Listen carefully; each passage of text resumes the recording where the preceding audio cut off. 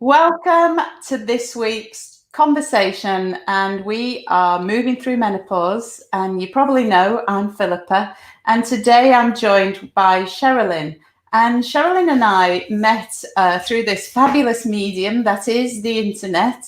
And you might be able to tell that she's very slightly younger than me, just kind of a little bit.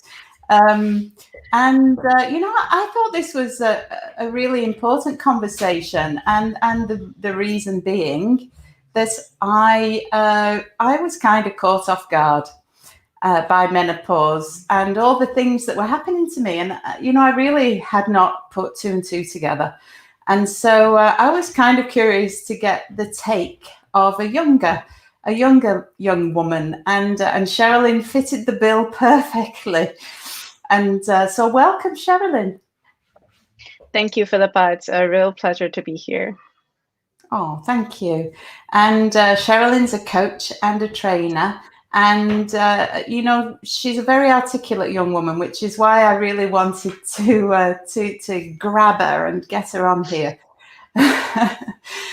And so, would you mind giving us a flavour of where you are in terms of, what kinds of conversations we're having around reproductive health?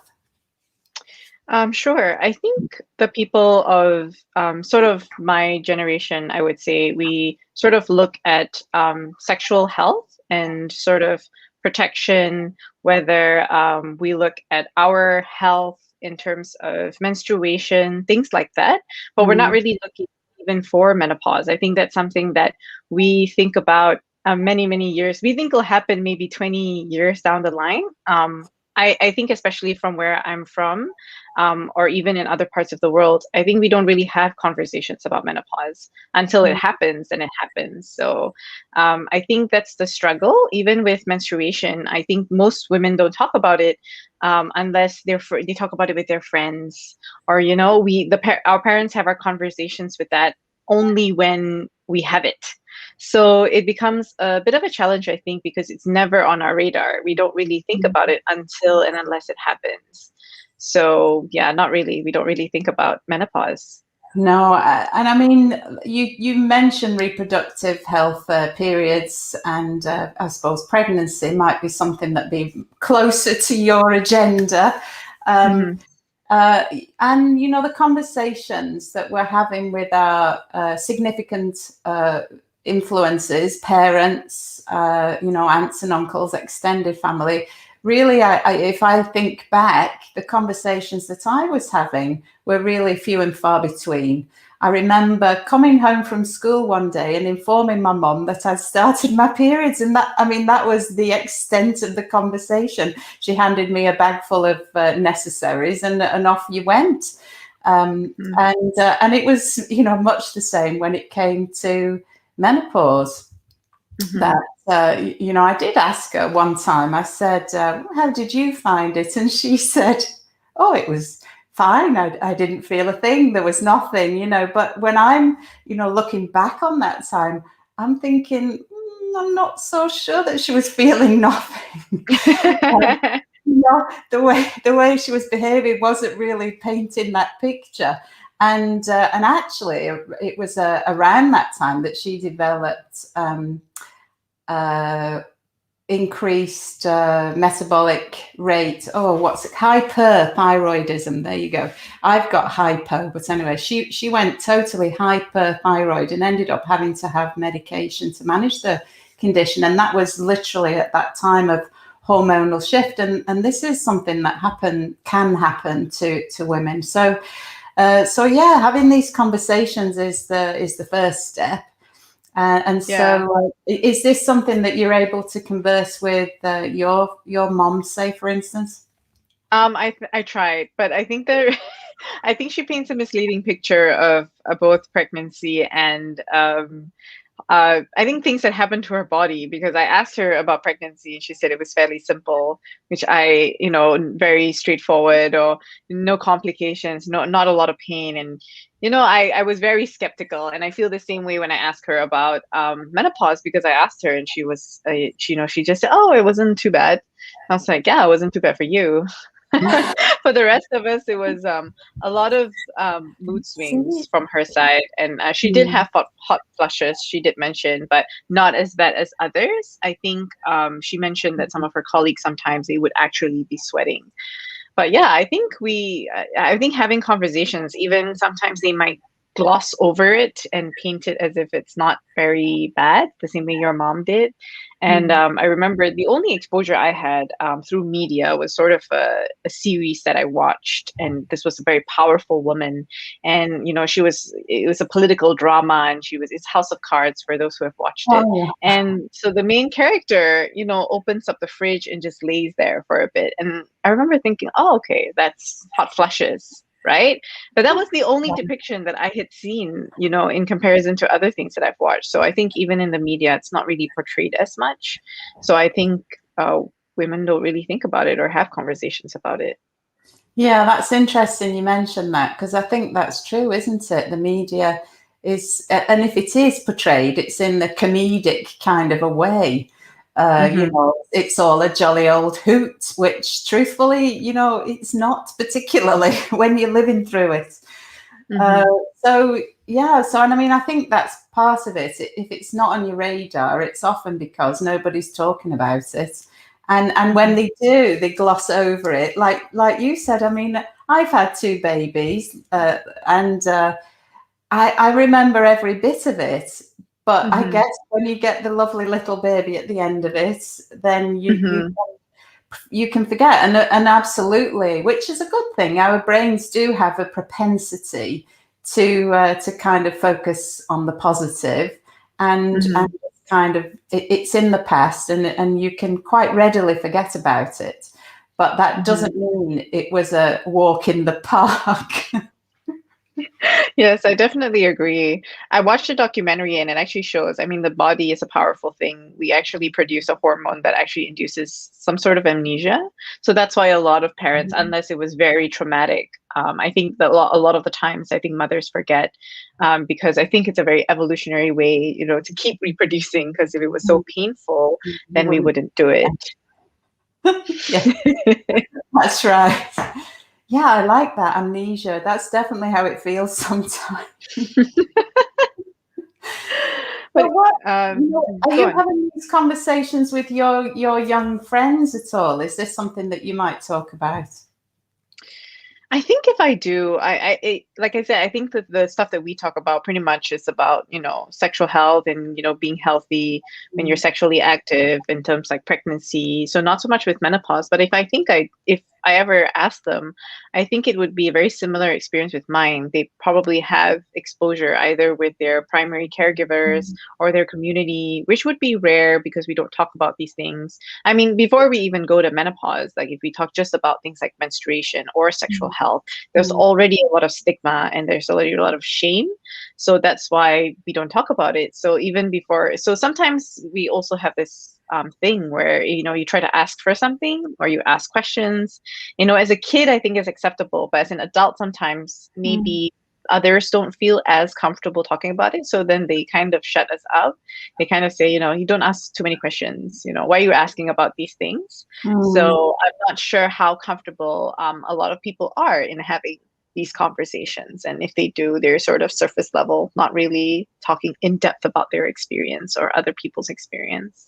Yeah, I think that's true, isn't it? That you don't necessarily want to have these conversations, but I think it's so important that when we have these conversations. And when do you think we should start? I mean, I know that in the UK, the school curriculum has just introduced menopause into the reproductive health conversations. And I heard a doctor say that she thought that was dreadful, and that young women, we shouldn't be thinking of the end before we've even begun.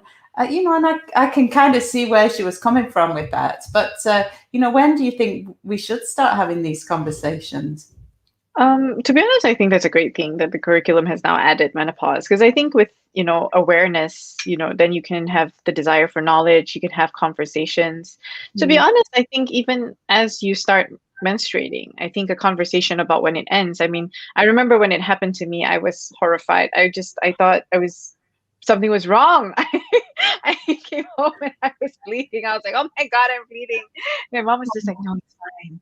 It's just menstruation. I was like, oh. So the thing is, I think that when you already have that process with your body, when you Mm. don't really know what's happening, then you don't know about the end, right? You don't even know what started it. So I think once you have the awareness, and if I think kids have that, or should have that awareness, and we can start having conversations.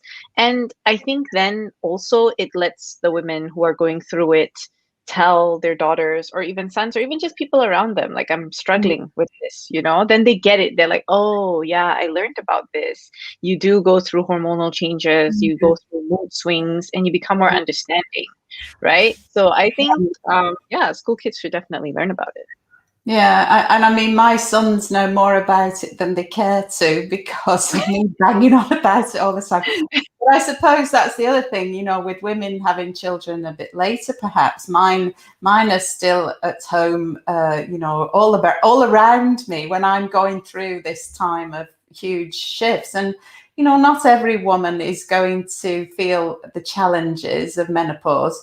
But I certainly did, and it started kind of insidiously, which is the thing. It's kind of gradual and it's insidious, and so you're not necessarily putting two and two together. I was looking back at a journal that I write, and I was looking back the other day, and I was writing things in my journal like, I think I've got dementia. I was writing, I actually wrote on a couple of occasions, oh my gosh, I had a near miss in the car today. And I'm getting worried that I'm not safe to be on the roads. And you know what? This was all part of what was happening to me. On looking back, I can see this. But when I was in the thick of it, I was really just so befuddled as to what was going on. And I mean, that's dangerous if people are out there driving around half not knowing what's happening. And I don't even know why that was happening, but it did. So it can be a hazard to your health on a number of levels. And I mean, I think that, like you said, I think it's on that continuum of reproduction.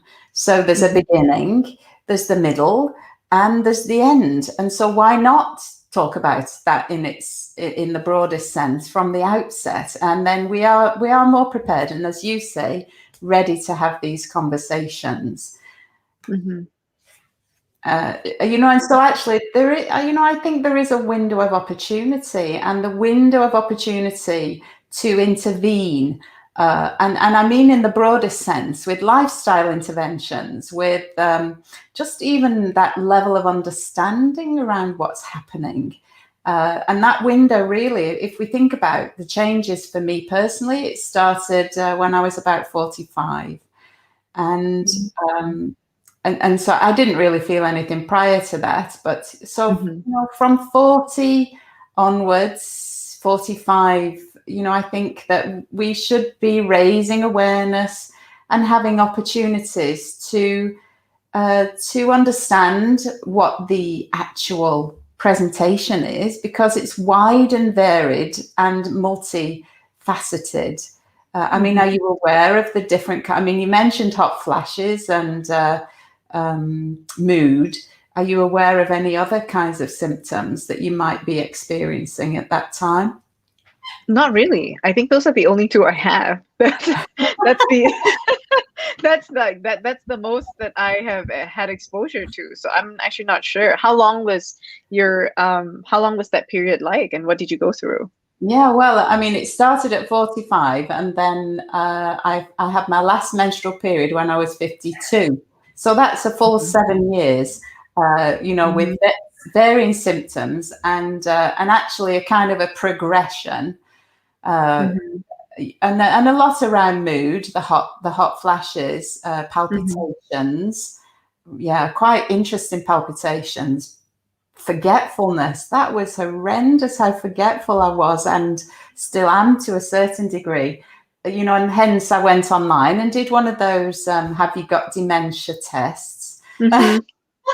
And it was inconclusive, but yeah, I mean, digestive issues, skin dryness, also, I mean, just a whole array of symptoms, I think. And I hate to quote the number because it's either 23 or 34 or something in that, but I mean, it's a lot is what it is. And some of that, I'm a physiotherapist, and so I was experiencing muscle aches, joint pains. I actually, I said to myself, if I didn't know better, I'd think that I had fibromyalgia because the brain fog, the mood, insomnia, joint aches and pains, muscle, all of those kinds of things for me were making me think, gee, I wonder, if this is something other than just hormones. Yeah. I mean, Wow. It wasn't, but it really could have, it kind of felt that way for a while. Yeah, I'm really glad I'm having this conversation with you because I think it can be so scary to go through that and not understand what's happening to you. I mean, I'm sure that's how you felt, just not knowing or attributing it to something else. Like you said, if you didn't research, you would have been like, oh, this is a sickness or an illness. And then after it passes, and it's not a short period of time. I never thought about it that it would last over years. With menstruation is different because it starts and then you go on for, decades. Yeah. But then with menopause, there's a period. I thought it was just maybe a year or two, but I didn't realize it was that many years and that many symptoms. Well, I don't want to frighten you because that would be counterproductive. But and everybody's experience is very individual to them, which is the other thing. And so some women, I think it's only about 30% of women that will suffer symptoms, and for the vast majority, they may just have the odd hot flush, the odd sleepless night, throw off the quilt, and be good to go. But this is a huge variety in the way in which women experience this transition, and so it is good to be armed with this information and hope that you're in the percentage that sails through it, probably. I guess very similarly to menstruation too, that we all experience it differently, right? So it's just something to be good to have knowledge and information on. Yeah, well, I'm glad you agree. I'm aware of your banner at the back of you talking about being remarkable, and I did say you were a remarkable young woman. So, what is that? What's that about, Sheralin? Thank you, Philippa. So this is an initiative by Google, which is essentially a self-promotion workshop. And I am a certified trainer with I'm Remarkable. I've been with them for about a year, and I've trained 400 people. So essentially, it's really important because they realize that women and underrepresented groups tend to struggle with imposter syndrome, and they struggle with talking about their achievements. So that's why the I Am Remarkable statement. So if anyone is interested, I've run virtual trainings and connected with people all over the world. It's for communities and organizations, or even just a group of friends. If you connect with me, I'm happy to run that training. Yeah. Yeah, that sounds, I mean, definitely imposter syndrome is something you suffer with. Well, I say you, I suffer with. And, menopause kind of makes it feel even worse because Oh, really? Yeah, well, yes, self-doubt. There's kind of unexplained anxiety is another symptom that can arise, and I know it did for me. And so things that didn't used to bother you one little bit, suddenly your ears start to prick up, and your body's going, hang on, what is it you're going to do, or what were you thinking just then? And so you're sent into a spin, and that really can. And similarly with hot flushes, say for instance, it does undermine your confidence to feel like your body's out of your control and that it's doing things without your permission. So yeah, I think this is for people who've never struggled with confidence, even, it can be a time when you just feel a little bit of a wobble that you never experienced before. So yeah, I think maybe I'll be signing up for your workshop, Sheralin. Yeah, I think that's very interesting. I never thought about it that way, but I guess when I guess I can draw a sort of a similar experience when your body sort of revolts against you, right? Like it does something or it's painful and you're like, why are you giving up on me or why are you doing this to me? You know, that relationship with your body. And I guess your confidence gets shaken because you think you know your body, right? And that's not something you're aware of that you realize can happen, right? Then when these things happen and you don't understand what's happening, right? You don't know if it's menopause or hormonal or it's just who you are is changing or your age.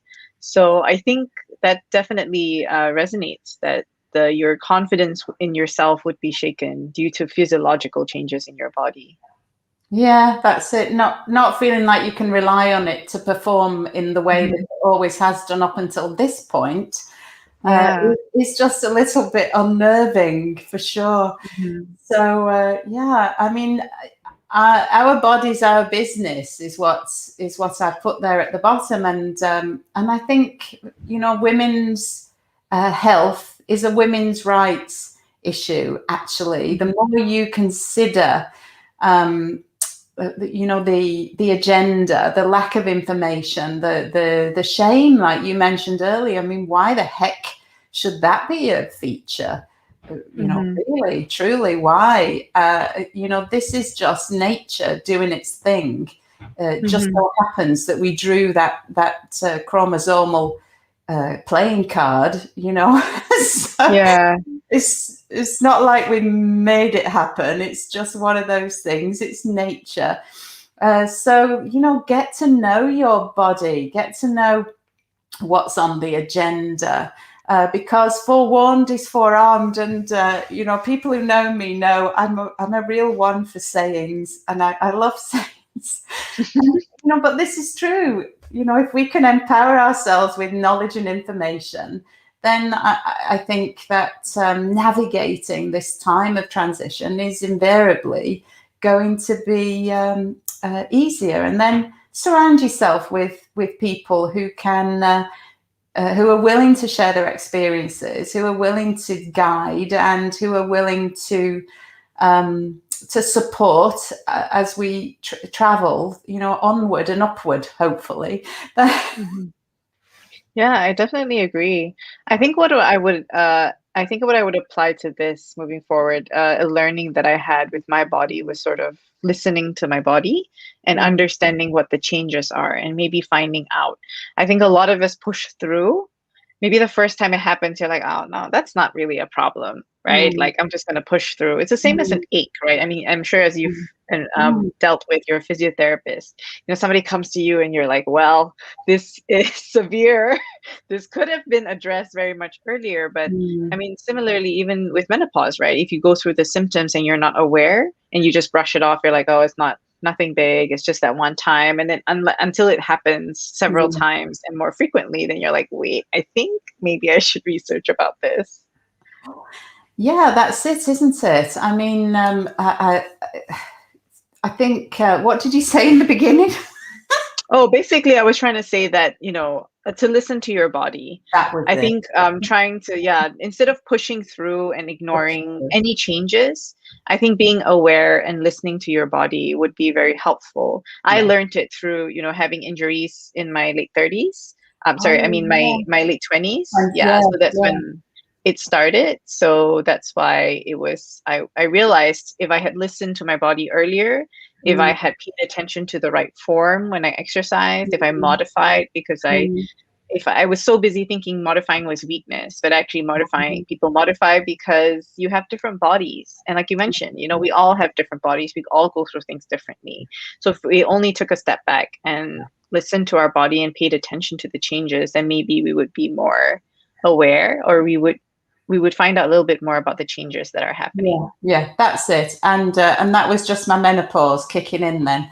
Um, yeah, I mean, absolutely. I absolutely feel, that the more we can be in touch with how our bodies feel on a day-to-day basis, because, you know, like you said, it can change, and it can take us totally unawares.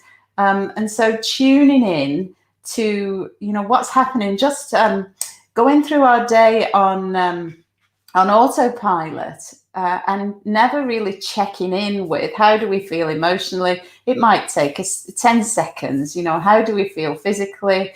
Is that something I need to be concerned with, or do I just carry on doing everything I've been doing up until this point? And so, yeah, that check in with yourself is something that you could perhaps build in. And then when we do notice something, to think, actually, this might just be my body talking to me. And if I can tune in and develop that connection with my mind body experience, then maybe I can do something sooner rather than later. And so I'm all about prevention. Preventative health is really been a passion of mine for a very long time. And, and so this is what we're talking about, isn't it? Catch yourself before this occurs, that you end up having to go and see a physiotherapist or go and see a psychotherapist, or, whatever it is. But, take action, notice and take remedial action. And that could be, there's so many different ways this menopause approaches us. And so we need to approach it in lots of different ways. So thank you so much for your time today. I know that you're on in a different time zone, Sheralin. Yes. Well, thank you so much for having me, Philippa. It was a lot of fun. I learned a lot, and thank you so much for having me. It was great. Thank you so much. And so watch this on the playback if you haven't watched it as we were here live, and just have a comment and let me know what you think of our conversations, if you'd like to join a conversation. And so thank you again, Sheralin. It's been great to have you. Thanks, Philippa. Stay safe. You too. Bye-bye.